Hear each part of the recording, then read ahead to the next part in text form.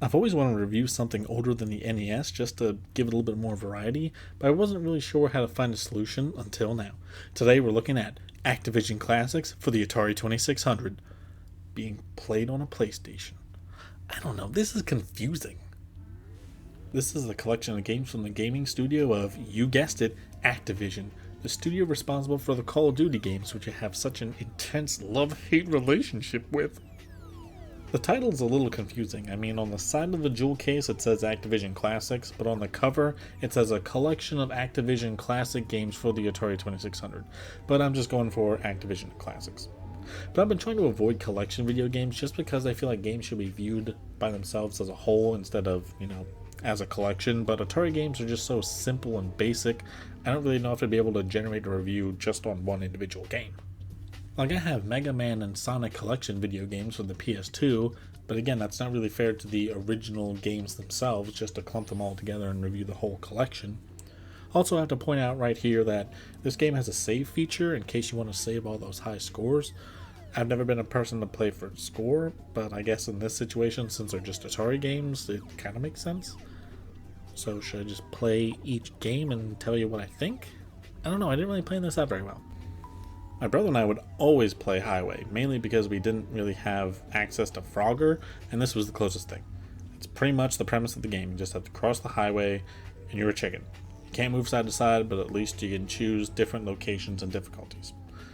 Next game. For some reason, Pitfall has some cult following and a high status, even getting its own sequel, Super Pitfall, for the NES. And it's impressive for the Atari, I just don't really get it. There's definitely better games on both the Atari and for this PlayStation collection. It's just an okay Atari game. Next. Kaboom can get really addicting, although it definitely isn't the same without playing with an Atari joystick. I just feel like I'm cranked up on caffeine or something when it gets going fast. Next. Boxing's weird. I mean, the top-down view and the guys are just bumping back and forth really weird. It's hard to get a handle on. And sometimes you can pin them against the ropes and they just... I don't know. Next. Tennis. Oh my god, tennis! So I thought this was a fairly simple game, but playing it for this review, I had the absolute hardest time playing it. I could not score a single point for the life of me. I was getting shut down left and right. Like, this is the hardest yet simplest games I've ever played. I don't really want to know how long it would take me to actually score a point because I just gave up. The world will never know. Next. Frostbite, you gotta jump across these pieces of ice and make it to the other side, and then you go back and you build an igloo. There's birds and other creatures that can knock you off though, and you touch them, you get locked into place. Okay. Next. Plague Attack is actually kind of funny. I mean, I'm playing a game where I'm trying not to lose my teeth. I guess this is the first time I'm playing a game where I'm a tube of toothpaste. It's just so weird. Were they really that out of ideas? I mean, who in the Activision boardroom was like, you know what, let's make a newfangled game where you're a tube of toothpaste shooting the foods. Not really sure why I made this person sound like a hillbilly, but I'm sticking to it. Hero, I'm very split on. I mean, it's decent, but it's also super basic. You just go down and try and save the person. It doesn't make me very happy when the lights go out and you can't see anything. But there's also a level where there's this blue rectangle and I touched it and I died, and then I respawned at the same spot and I died again. That's kind of lame. Well, those were the highlights and lowlights. I mean, there's other games on the disc, but they seem fairly generic.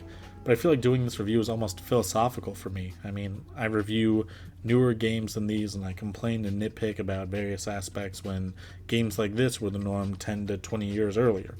So it's never a bad thing to look back at your roots, and playing Atari games will always be a fun dive back into gaming history and make you appreciate modern gaming and what you have now.